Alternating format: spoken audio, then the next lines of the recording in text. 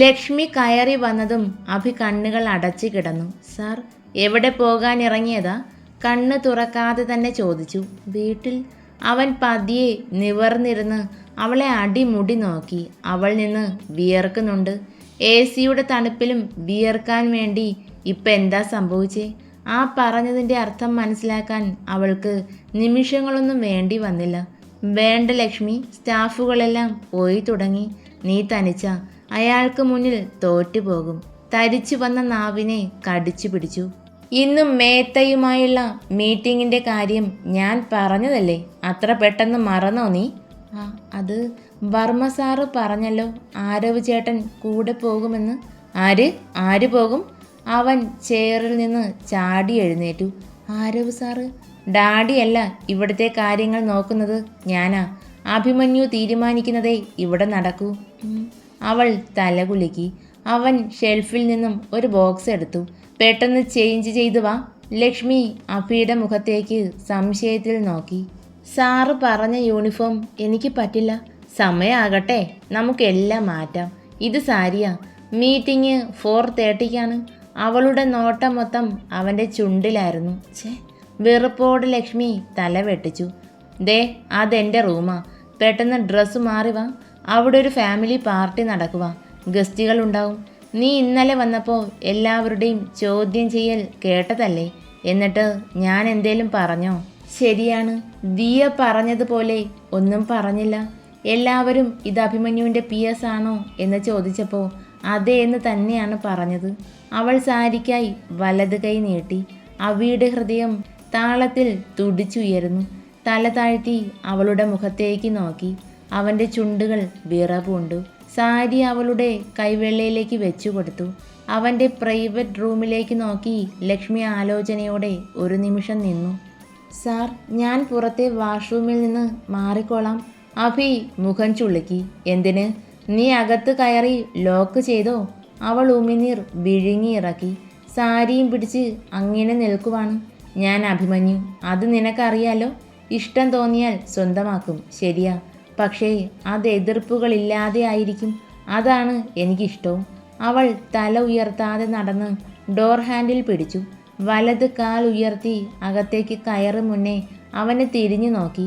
ക്യാമറയോ മറ്റോ ഉണ്ടോ? എതിർപ്പുകൾ കുറയ്ക്കാൻ അതൊരു മാർഗമാണ്. അവൻ തലമുടിയിൽ വിരൽ വെച്ച് മുടിയെ ഒന്ന് ഉലച്ചു വിട്ടു. മീശ പിരിച്ചു വെച്ച് അവളെ കുറുകിയ കണ്ണോടെ നോക്കി. ഇല്ല. സാറിനെ എങ്ങനെ വിശ്വസിക്കും? ഞാൻ ഒരൊറ്റ വാക്കേ പറയൂ. ആ വാക്കിലുണ്ട് അഭിമന്യുവിൻ്റെ ഉറപ്പ്. ഡോർ ലോക്ക് വീണതും അവൻ നെഞ്ചിൽ കൈവച്ചു. ഇത് നമ്മുടെ വഴിക്ക് വരില്ല. ഞാൻ ചിന്തിക്കുന്നതിനും അപ്പുറമാണ് അവളുടെ മനസ്സിൻ്റെ കടന്നു ചെല്ലൽ. ഈ പ്രായത്തിൽ ഇവളെന്താ ഇങ്ങനെയൊക്കെ ചിന്തിക്കുന്നത്? ലക്ഷ്മി കയ്യിലിരുന്ന പാക്കറ്റ് നെഞ്ചോട് ചേർത്തുകൊണ്ട് ആ റൂം ഒന്നാകെ കണ്ണോടിച്ചു. അവൻ്റെ ഫോട്ടോസും കുറച്ച് ഫയലുകളും ഒരു ബെഡുമാണ് അവിടെ ഉള്ളത്. എല്ലാം സെറ്റ് ചെയ്തേക്കുവാണ്. എന്തായാലും ഇവിടെ നിന്ന് ഡ്രസ്സ് മാറണ്ട. വാഷ്റൂമാണ് നല്ലത്. വാഷ്റൂമിൽ കയറി അവിടെ ഉണ്ടായിരുന്ന ഷാമ്പു മുതൽ എല്ലാം ഒന്ന് പരിശോധിച്ചു. പറയാൻ പറ്റില്ല. ആഗ്രഹം സാധിക്കാൻ അഭിമന്യു ഏതുവരെ പോകുമെന്ന്. റെഡ് ചില്ലി കളറിൽ കുഞ്ഞു സ്റ്റോൺ വർക്കുള്ള സാരിയാണ്. അത് വൃത്തിക്ക് ഞൊറിഞ്ഞെടുത്തു. പിന്നെ ഇട്ടിരുന്ന മുടിയെ വിടർത്തിയിട്ടു. നെറ്റിയിലിരുന്ന പൊട്ടിൽ ഒന്ന് തൊട്ടു. മതി, ഞാൻ കാരണം അഭിമന്യു വർമ്മ ആർക്ക് മുന്നിലും തല കുനിക്കണ്ട. അഭി, ലക്ഷ്മി പോയോടാ? അവളെ ഇവിടെ എങ്ങും കണ്ടില്ല. പാവം, വഴക്കൊന്നും പറയണ്ട. ഇന്നത്തേക്ക് ഞാൻ വരാം. വർമ്മ സാർ പൊയ്ക്കോളാൻ പറഞ്ഞിട്ടുണ്ടാവും. അഭി മുടി സെറ്റ് ചെയ്യുന്നുണ്ട്. നീ വരണ്ട, അവൾ വരും. വരുത്താൻ എനിക്കറിയാം. എൻ്റെ അഭി, നീ എന്തിനാ ഇങ്ങനെ വാശി പിടിക്കുന്നേ? ഏതേലും കുട്ടി നിന്റെ മുന്നിൽ ഒരാഴ്ച പിടിച്ചു നിന്നിട്ടുണ്ടോ? നിൽക്കും നിന്റെ പണം മോഹിച്ച്. ആ കൊച്ച് അങ്ങനെയല്ല. പണം വേണം, പക്ഷേ അത് നേരായ വഴിക്ക് മാത്രം. നിന്റെ ഒപ്പം നിന്നാൽ കയ്യിൽ വന്നു വീഴുന്ന കാശിനെ കുറിച്ചൊക്കെ അതിനറിയാം. എന്നിട്ടും വഴങ്ങി തരുന്നില്ല എങ്കിൽ അതിനെങ്ങ് വിട് പ്ലീസ് അഭി. വിടാൻ സൗകര്യമില്ലെങ്കിലോ? സത്യം, നിന്നെങ്ങ് കൊല്ലാൻ തോന്നുക. ഒരു പെണ്ണ് കെട്ടി സുഖമായി ജീവിക്കാതെ ഇങ്ങനെ വിള്ളസി നടക്കുന്നത് അത്ര നല്ലതല്ല.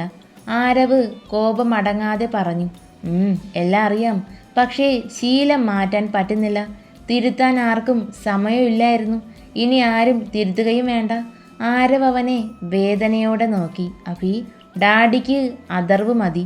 മമ്മയ്ക്ക് എന്നെയും. മമ്മയ്ക്കും ഗ്രാൻഡ്മായ്ക്കും US ബിസിനസ് തിരക്കുകൾ. ഞാൻ എൻ്റെ വഴി തിരഞ്ഞെടുത്തു. എനിക്ക് വേണ്ടേ സന്തോഷം? പിന്നെ വേണം. പക്ഷേ ഇത് വല്ലാത്ത സന്തോഷമായിപ്പോയി. എന്നാലും നിന്റെ മമ്മയെ സമ്മതിക്കണം. ആരവ്, നോ, അവിടെ മാത്രം തൊട്ട് കളിക്കരുത്. I don't like it. ഡോറിൻ്റെ ലോക്ക് മാറ്റുന്ന ശബ്ദം. അഭിയുടെ ചുണ്ടിൽ നേരിയൊരു ചിരി. ആരവ് കണ്ണും മിഴിച്ചിരുന്നു. ആരാടാ ആ റൂമിൽ? നീ ആരെയാ അതിനകത്ത് ഒളിപ്പിച്ച് വെച്ചിരിക്കുന്നത്? പെട്ടെന്ന് ലക്ഷ്മി പുറത്തേക്ക് വന്നു. ആരവ് പുഞ്ചിരിയോടെ എഴുന്നേറ്റു. സൂപ്പർ, തനിക്ക് ഈ കളർ നന്നായി ചേരുന്നുണ്ട്. സുന്ദരി കുട്ടിയായി. അവൾ അഭിയുടെ മുഖത്താണ് നോക്കിയത്. ലാപ്പ് മാത്രം മതി, പെട്ടെന്ന് വാ. ക്യാബിനിൽ നിന്ന് പുറത്തേക്ക് ധൃതിയിൽ നടക്കുന്നവനെ നോക്കി നിന്നു. കാര്യമാക്കണ്ട, ആള് പാവാ. ജീവിത സാഹചര്യം അവൻ ഇങ്ങനെ ആയിപ്പോയി. ആരവ് പറഞ്ഞു. താങ്ക്സ് ചേട്ടാ. സോറി, അങ്ങനെ വിളിക്കാവോ? അതിനെന്താ, വിളിച്ചോ. അല്ല, താങ്ക്സ് എന്തിനാന്ന് മനസ്സിലായില്ല. ഈ സാരി മേടിച്ചത് ചേട്ടനാന്ന് സാറ് പറഞ്ഞു. ആ, മേടിച്ചത് ഞാനാ. കാശ് അഭി തന്നു. മോഡലും കളറും എല്ലാം അവൻ്റെയാ. വീഡിയോ കോളിൽ വന്ന് അവൻ സെലക്ട് ചെയ്തതാ. താങ്ക്സ് അഭിയോട് പറഞ്ഞു. അയ്യോ, അത് വേണ്ട. രാവണൻ എന്നെ കൊല്ലും. രാവണനോ? ആരവ് സംശയത്തിലാണ്. ആ, 10 തലയുള്ള രാവണൻ. അവളുടെ മുഖത്തെ ചിരി അന്ന് ആദ്യമായാണ് അവൻ കാണുന്നത്. ശരിയെന്നാ, ചെല്ലട്ടെ. ലക്ഷ്മി ലിഫ്റ്റിന് നേർക്ക് ഓടി. ഡാരവ്, അവളെവിടെ? ഇറങ്ങിയില്ലേ? ഫോണിൽ കൂടി അവൻ ഗർജിക്കുന്നു. അഭി, ലക്ഷ്മി ലിഫ്റ്റിൽ കയറിയതേ ഉള്ളൂ. എന്താ പറഞ്ഞത്? സാരി ഇഷ്ടായോ? അഭി ചോദിച്ചു. ആ, എനിക്കിഷ്ടായി. നിന്റെ സെലക്ഷൻ പൊളിയല്ലേ? അഭി പല്ല് ഞെരിച്ച് പൊട്ടിക്കുന്ന ശബ്ദം. എന്താ അഭി, എലി പേപ്പർ കറണ്ടും പോലെയുള്ള ശബ്ദം കേൾക്കുന്നത്? എടാ പന്ന മോനെ, അവൾക്ക് സാരി ഇഷ്ടമായോന്ന്? ഓ, ലക്ഷ്മിക്ക് അതെനിക്ക് അറിഞ്ഞൂടാ. നീ തന്നെ ചോദിക്ക്. പിന്നെ ഇത്രയും നേരം നീ അവളും എന്താ സംസാരിച്ചേ? ആരവിന് ചിരി പൊട്ടി. എനിക്കേ പറയാൻ മനസ്സില്ല. വെച്ചിട്ട് പോടാ.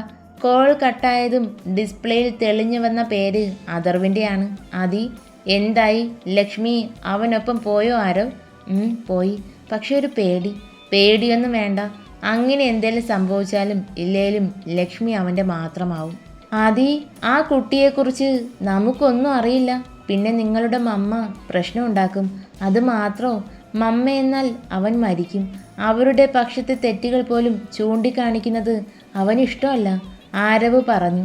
അഭി മാറും. നേർവഴിക്ക് നടത്താൻ ആളില്ലാതെ പോയതുകൊണ്ട് പറ്റിയ തെറ്റുകൾ.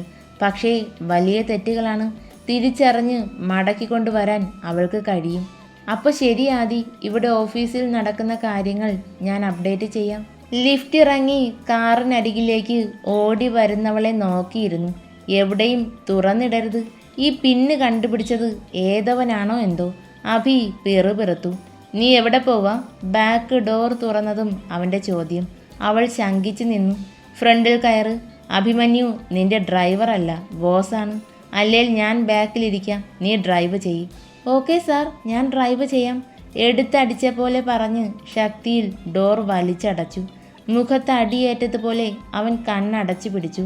അവൾ കോ ഡ്രൈവിംഗ് സീറ്റിൽ കയറിയിരുന്നു. സീറ്റ് ബെൽറ്റ് ഇട്, അവൻ പറഞ്ഞു.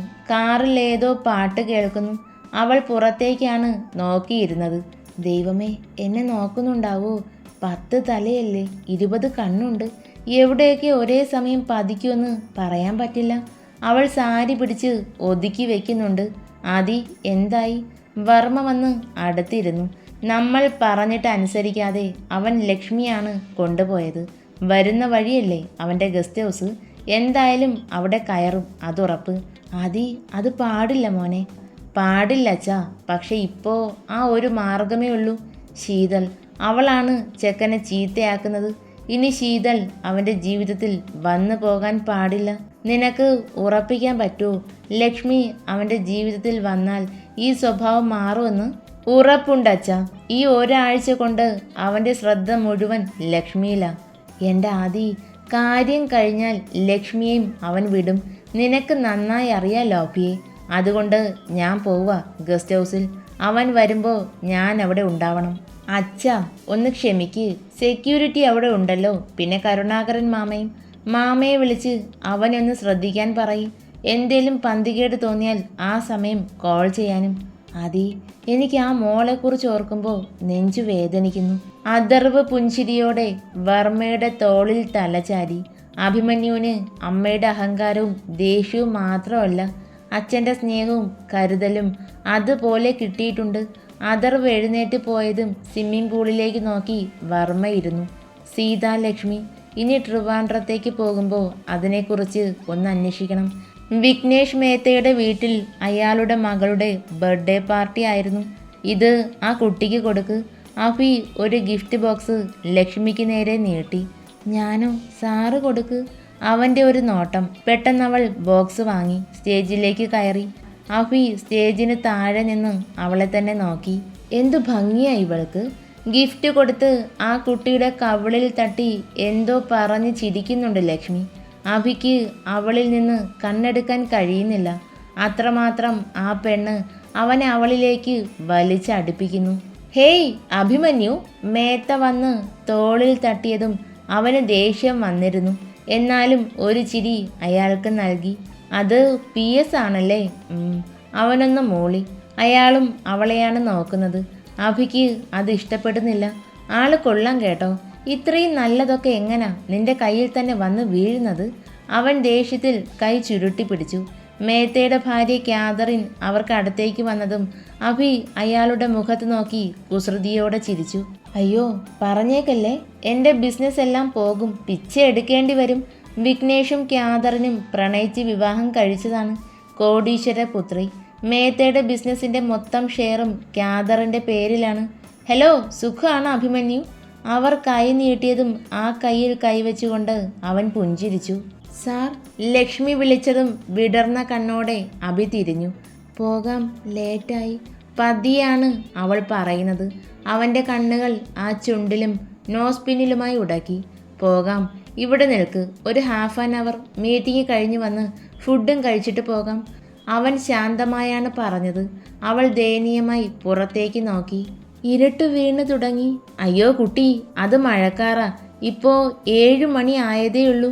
കാതറിൻ അവളെ കുശുമ്പോടെ ചുഴിഞ്ഞു നോക്കുന്നുണ്ട്. അഭിമന്യുവിന് ചിരി വന്നു. അവർ നല്ല തടിച്ചുരുണ്ടിരിക്കുവാണ്. എങ്ങനാ ഈ ബോഡി ഇങ്ങനെ മെയിൻറ്റെയിൻ ചെയ്യുന്നത്? വർക്കൗട്ട് ചെയ്യുന്നുണ്ടോ? കാതറിൻ ചോദിച്ചു. ആഹാരം കഴിക്കില്ല, അതാ. അഭി പെട്ടെന്ന് പറഞ്ഞതും ലക്ഷ്മിയുടെ കണ്ണുകൾ അവൻ്റെ കണ്ണിലുടക്കി. സൂപ്പർ, ഇങ്ങനെ മതി. അവൻ്റെ ചുണ്ടനങ്ങി. അവൾ വിറച്ചു പോകുന്നു. ആ നോട്ടം പോലും അത്രമാത്രം തീവ്രമായിരുന്നു. വരൂ അഭിമന്യു, ഓഫീസ് റൂമിലിരിക്കാം. മേത്ത സെക്കൻഡ് ഫ്ലോറിലേക്കുള്ള സ്റ്റെപ്പുകൾ കയറി. പിന്നാലെ അഭിയും. ചുറ്റും നിൽക്കുന്നവർ തന്നെ നോക്കുന്നു. അവൾക്ക് പേടി തോന്നി. ഈ ഒരാഴ്ച എവിടെ പോയാലും ഒപ്പം കൂട്ടുന്നവൻ ഇന്ന് ഒറ്റയ്ക്കാക്കി പോകുന്നു, അതും ഇത്രയും ആൾക്കൂട്ടത്തിൽ. അഭി ഒന്ന് തിരിഞ്ഞു നിന്നു. ലക്ഷ്മി. ഇടയ്ക്ക് മാത്രമേ അവൻ അങ്ങനെ വിളിക്കാറുള്ളൂ. പക്ഷെ ആ വിളിയിൽ ഒരു കരുതലുണ്ടെന്ന് അവൾക്കറിയാം. അവൻ അടുത്തേക്ക് വരാൻ തലകുലുക്കി. അവൾ ധൃതിയിൽ നടന്നു. പോരുന്നോ? ഓഫീസ് റൂമിന് പുറത്തിരിക്കാം. അവൾ തലകുലുക്കി മൂളി. അവന് ചിരി വരുന്നുണ്ട്. പക്ഷേ ഗൗരവമാണ് അഭിമന്യുവിൻ്റെ ആവരണം. അവന് പിന്നാലെ നടക്കുമ്പോൾ താഴെ ആൾക്കൂട്ടം കുശുകുശുക്കുന്നു. വേണ്ടാത്തത് എന്തൊക്കെയോ പറയുന്നു. ഒരു സെറ്റിയിൽ വെറുതെ അങ്ങനെ ഇരുന്നു. പുറത്ത് മഴ കോരിച്ചൊരിയുന്നു. പതിയെ ബാൽക്കണിയിൽ നിന്ന് ആ മഴയിലേക്ക് കണ്ണും നട്ട് നിന്നു. മതിൽക്കെട്ടിന് പുറത്ത് റോഡാണ്. കാറുകൾ ചീറിപ്പായുന്നു. സ്ട്രീറ്റ് ലൈറ്റിൻ്റെ പ്രകാശത്തിൽ മതിൽക്കെട്ടിന് ഓപ്പോസിറ്റായി കിടക്കുന്ന വൈറ്റ് കാറ്. അവളുടെ നെഞ്ചിടിപ്പ് കൂടി. യാദവിൻ്റെ കാറല്ലേ? അവൻ ഇവിടെ എത്തിയോ? പിന്തുടരുവാണ്. രക്ഷപ്പെടാൻ എന്ത് ചെയ്യും ഞാൻ? പേടിയിൽ ശരീരം വിറച്ചു. ലക്ഷ്മി. അവൻ അടുത്തേക്ക് വന്ന് ചേർന്ന് നിൽക്കുന്നു. എന്തു പറ്റി? മഴയിൽ നനയാൻ തോന്നുന്നുണ്ടോ? എന്നാൽ ആവാം കേട്ടോ, ആർദ്രമായി അഭി പറഞ്ഞു. അവൾ കാറിൽ നിന്ന് നോട്ടം മാറ്റി. പോവാം സാർ, എനിക്ക് നല്ല വിശപ്പുണ്ട്. ഫുഡ് കഴിച്ചിട്ട് പോകാം. കാറിൻ്റെ ഗ്ലാസ് താഴ്ന്നു വന്നു. അകത്ത് യാദവ് ഉണ്ടെന്ന് മനസ്സിലായതും ബാൽക്കണിയുടെ അരഭിത്തിയിൽ കൈവച്ചു. അഭി ഞെട്ടിപ്പോയി. തൻ്റെ കൈക്ക് മേലെ അമർത്തി പിടിക്കുന്നവളെ മറ്റൊരു വികാരവും തോന്നാതെ ആ സമയം സംശയത്തോടെ നോക്കാനാണ് അവന് തോന്നിയത്. ആ കണ്ണിലെ പേടി, അഭിമന്യുവിൻ്റെ കണ്ണുകൾ റോഡിലേക്ക് നീണ്ടു. What happen Lakshmi? ഭയമില്ലാതെ തൻ്റെ മുന്നിൽ നിന്നവൾ ഇന്ന് വിറയ്ക്കുന്നു. Nothing sir. വാക്കുകളിൽ ശൗര്യമില്ല. പോകാം, കടുപ്പത്തിൽ പറഞ്ഞ് അവൻ നടന്നു. ഫുഡ് കഴിക്കാൻ അഭിമന്യുവിനൊപ്പമാണ് ഇരുന്നത്. വെജും നോൺ വെജും എല്ലാമുണ്ട്. നോൺ വെജിലേക്ക് നോക്കുമ്പോൾ അവളുടെ കണ്ണുകൾ നിറഞ്ഞു. എൻ്റെ സിദ്ധൂട്ടന് ഇതൊക്കെ ഇഷ്ടാ. പക്ഷേ അവൾ വെജാണ് കഴിച്ചത്, അഭി നോൺ വെജും. താൻ വെജിറ്റേറിയൻ ആണോ? കാതറിൻ ചോദിച്ചു. അല്ല, നോൺ വെജ് കഴിക്കും, എപ്പോഴും ഇല്ല, വല്ലപ്പോഴും മാത്രം. ഓ, ചുമ്മാതല്ല എൻ്റെ ഭാര്യയെ ചീർത്ത് വരുന്നത്. അവൾക്ക് നോൺ വെജ് കിട്ടിയില്ലേൽ ശരിയാവില്ല. കാതറിൻ വിഘ്നേഷിനെ രൂക്ഷമായി നോക്കി. ലക്ഷ്മിയും അഭിയും കാറിലേക്ക് കയറി. ഗേറ്റ് കടക്കുമ്പോൾ അവളുടെ കണ്ണുകൾ യാദവിൻ്റെ കാറിനായി പരതി. സാർ എന്നെ വീട്ടിലാക്കി തരില്ലേ? ഇല്ല, ഓഫീസിന് മുന്നിലാക്കി തരാം. ഒരു ടാക്സിയിൽ പോയിക്കോ. അവളുടെ നെഞ്ചിടിപ്പ് കുതിച്ചു പെയ്യുന്ന മഴയിലും ഉയർന്നു കേട്ടു. പെട്ടെന്നാണ് ഒരു ബ്ലാക്ക് കാറ് അഭിയുടെ കാറിന് മുന്നിൽ ചേർത്ത് നിർത്തിയത്. അവൻ ബ്രേക്കിൽ കാലമർത്തി. അകലെ നിന്ന് ഒരു വൈറ്റ് കാറും വരുന്നുണ്ട്. ശരീരം തളർന്നു പോകുന്നു. അവൾ സീറ്റിലേക്ക് ചാരി. മുന്നിലെ കാറിൽ നിന്ന് കുറച്ച് ഗുണ്ടകൾ ഇറങ്ങി. വിൻഡോ ഗ്ലാസ്സിൽ തട്ടിയതും അഭിമന്യു ഗ്ലാസ് താഴ്ത്തി. എന്ത് വേണം? സാറേ, നമ്മൾ തമ്മിൽ മുൻ പരിചയമില്ല, മറ്റു പ്രശ്നങ്ങളൊന്നുമില്ല. ദേ, ആ പെങ്കൊച്ചിനെ ഇങ്ങ് തന്നാൽ ഞങ്ങൾ പോയിക്കോളാം. അവൻ ലക്ഷ്മിയെ തല ചരിച്ചു നോക്കി. അതിനെന്താ, കൊണ്ടുപോയിക്കോ. എൻ്റെ അനുവാദം വേണോ? അഭിമന്യുവിൻ്റെ വായിൽ നിന്ന് വീണ വാക്കുകൾ ജീവനില്ലാത്ത പോലെ ലക്ഷ്മിയുടെ ശരീരം തണുത്തുറഞ്ഞു പോയി.